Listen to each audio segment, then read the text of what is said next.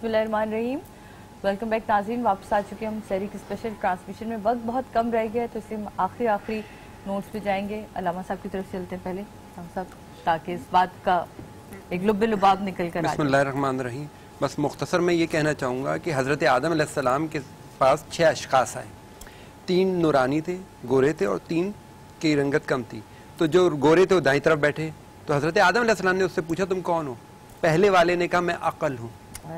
पूछा कहाँ रहते हो? कहा दिमाग में रहता हूँ। दूसरे से पूछा तुम कौन हो? कहा शफ़क़त और मोहब्बत। पूछा कहाँ रहते हो? कहा दिल में रहता हूँ। तीसरे से पूछा तुम कौन हो? कहा शर्म और हया। पूछा कहाँ रहते हो? कहा आंखों में रहता हूँ। फिर हज़रत आदम अलैहिस्सलाम बाईं तरफ मुखातिब हुए। पहले शख्स से पूछा तुम कौन हो? कहा तकब्बुर। पूछा कहाँ रहते हो? कहा दिमाग में रहता हूँ। कहा दिमाग में तो अकल भी रहती है, तुम्हारा गुजारा कैसे होता है? कहा जब मैं तकब्बुर आ जाता हूँ तो अकल चली जाती है। यानी जब इंसान तकब्बुर कर रहा हो तो उसको अकल काम नहीं करती कि क्या सही है क्या गलत है। दूसरे से पूछा तुम कौन हो? कहा हसद। कहा हसद हो, कहाँ रहते हो? कहा दिल में। दिल में? कहा दिल में तो शफ़क़त और मोहब्बत भी रहती है। कहा जब मैं आ जाता हूँ तो शफ़क़त और मोहब्बत चली जाती है। यानी जो हासिद का दिल होता है वहाँ कभी मोहब्बत नहीं होती। बिल्कुल। तीसरी से पूछा तुम कौन हो? कहा लालच। कहा कहाँ रहती हो? कहा आंखों में। कहा आंखों में तो शर्म और हया भी है। कहा जब आंखों में लालच आ जाए तो शर्म और हया चली जाती है। यानी इंसान इस बात को समझ ले कि उसकी आंखों में अगर लालच है तो शर्म और हया नहीं।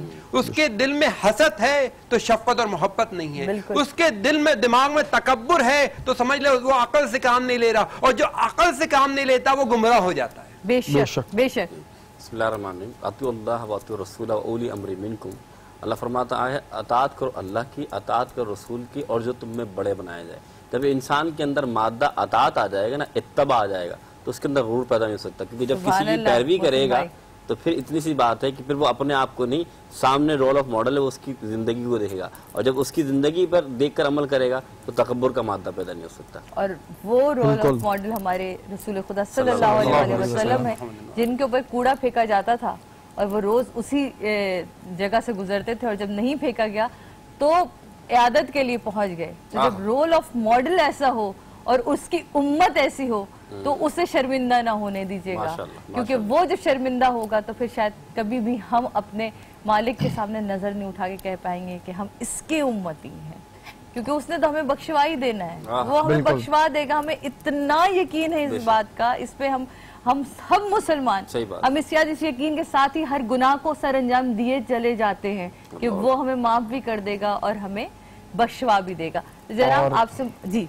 बस वो लास्ट में मैं ये कहना चाह रहा था कि तकब्बुर करने से पहले जितने भी लोग हैं वो ये सोच लें कि कुछ भी चीज आपकी अपनी नहीं है, और जो भी अता करदा है वो अल्लाह की जात का है, तो कुछ ऐसा आपका नहीं है जिस पर आप तकब्बुर करें। जी तो अब हम चलते हैं अपने भाइयों की तरफ, ताकि आखिरी आपके कलाम के साथ रुखसत ले लेंगे। दुआ ये है कि अल्लाह रब्बुल इज्जत हमारी इलाही आमीन। अपने रंग में अपने रसूल के रंगन को जैसे पाक के रंग में रंग कभी खुद रहमतुल्लाह अलैह का रंग आज रंग है, आज रंग है, आज रंग है,